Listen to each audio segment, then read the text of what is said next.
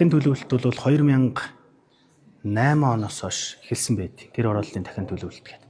Нэлээд эрчимтэй эхлээд явж байгаа дунд нь одоо тухайн систем нь жоохон гажуудалтай, доголдолтой, иргэдтэй ойлголцох, төрийн ойлголцол тийм ч одоо ойлгомжтой биш. Ер нь шинэ нэр томьёо мэт байсан. За тэгээд дахин төлөвлөлт 2-3 янзаар явагддаг. Нэгдүгürt нь гэр орооллын дахин төлөвлөлт. Гэр орооллын айлыг одоо газрыг аваад оронд нь байр байшин одоо өгнөл гэсэн юм утгатай. Хоёрдугаарт нь ашиглалтын шаардлага хангахгүй буюу 1960-70 оны үеийн дээр үеийн барилгууд одоо ашиглах цаашдаа боломжгүй газар хөдлөлтөнд тэсвэргүй дулааны алдагдaltaй гэх хүн амьдрах таагүй гэсэн үг. Үүнийг шинчлэх ийм хоёр төрлөөр одоо дахин төлөвлөлтийн ажлууд явагдаж байна.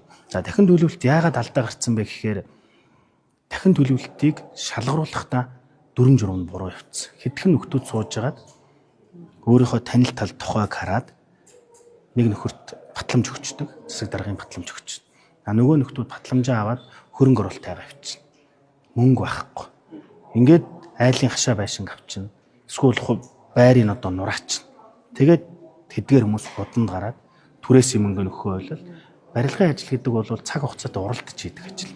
Жилээс жилд одоо валютын ханш инфляц гэдэг ингээд олон барилгын үнийн материал гэдэг олон зүйлээс шалтгаалдаг учраас барилга удаашрах юм бол алдагдал руу орж эхэлдэг. Барилга барьж байгаа үндэсний бүтээн байгуулагч компаниуд ихэнх нь мэдээж банкны зээлтэй. Ингээд барилга гацах юм бол зээлээс хүүгээ төлөөл хүүний хүү гэж явж байгаа л ингээд үе таалгаа барьдаг. Чадамжгүй компаниуд нэгдүгээрт өгсөн нь бол хамгийн том юм дахин төлөвлөлтийн алдаа гэж үзэж байгаа. Эдгээр компаниудын удирдлагууд нь зарим нь байхгүй болчдөг. Гэр оронгүй айлын хажуу өрөө түрээсэлж амьдардаг. Одоо түрээсийн байраар хамаатан саднараа явж байгаа. Байр орон сууцаа хүлээгээд бурхны оронд одож байгаа ахмад наснууд хүртэл маш их байд юм бэл. Одоо дээдл 8-9 жил байранд орж байгаа хүмүүс одоо хүртэл байна. Одоо тэр хүмүүсийн өнгөрсөн үед шийдвэр гаргасан нөхдүүдийн би бол тодорхой хэлж байгаа. Энэ лайл анчгийг бол үндсэндээ шинээр байгуулагдаад 1 жил болж байгаа манай компани үүрэх гээд байна. Үүрж байна. Иргэдээ ямар одоо та нар одоо тэр хэдэн жилийн өмнө ингэсэн ингээд иргэдээ буруутгах болохгүй. Гэхдээ албан тушаалтнуудыг буруутгах ёстой гэж би үздэг.